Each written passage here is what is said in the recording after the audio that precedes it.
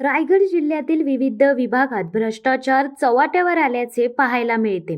शिक्षकानेच लाचलुचपत प्रतिबंधक विभागाच्या सहाय्याने सापळा रचून दुसऱ्या शिक्षकाला जेलची हवा दाखवल्याने पवित्र अशा शैक्षणिक क्षेत्रात खळबळ उडाली. खालापूर तालुक्यातील 3 शिक्षक व तक्रारदार शिक्षक अशा चौघांनी आपले वेतन निघण्याकरिता जिल्हा परिषद शिक्षणाधिकारी प्राथमिक यांच्या कार्यालयाकडून जून व जुलै या कालावधीत जिल्हा परिषद कार्यालयात हजर असल्याबाबतचा दाखला, जून जुलै या महिन्याचे वेतन अदा करण्याकरिता जिल्हा परिषद शिक्षण अधिकारी यांच्या आदेश होण्याकरिता आरोपी लोकसेवक अमित पंड्या यांना विनंती करून देखील त्यांनी त्याकडे दुर्लक्ष करून 40,000 रुपयांच्या लाचेची मागणी 4 सप्टेंबर 2024 ला केली होती. आरोपी अमित राजेश पंड्या वय वर्ष 47 हा पनवेल तालुक्यात शिक्षक आहे. सध्या शालार्थ समन्वयक असून त्यांची नेमणूक जिल्हा परिषद रायगड येथे आहे. 4 सप्टेंबर रोजी पनवेल एसटी स्टँड येथे लाच स्वीकारणार होता, पण सापळा रचल्याचा संशय आल्याने त्याने लाच स्वीकारली नाही. त्यामुळे सापळा रद्द करण्यात आला होता. पण 18 सप्टेंबर रोजी खालापूर फाटा येथे लाच घेण्याचे कबूल केल्याने पोलीस उपअधीक्षक शशिकांत पाडावे,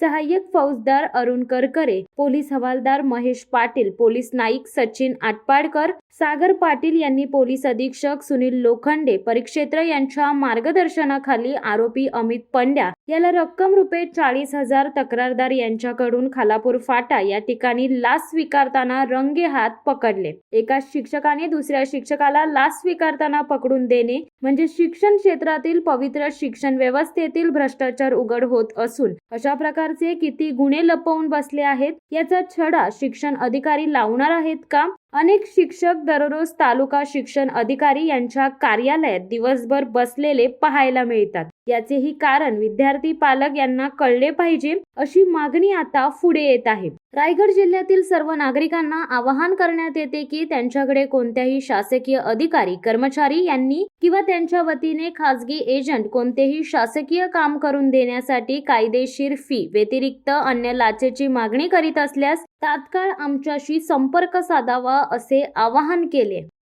शिवसत्ता टाइम्ससाठी अर्जुन कदम, रायगड. धडक बेधडक वृत्त देणाऱ्या आपल्या शिवसत्ता टाइम्स न्यूज चॅनलला लाल बटन दाबून सबस्क्राईब करा आणि बेल आयकॉनला क्लिक करायला विसरू नका.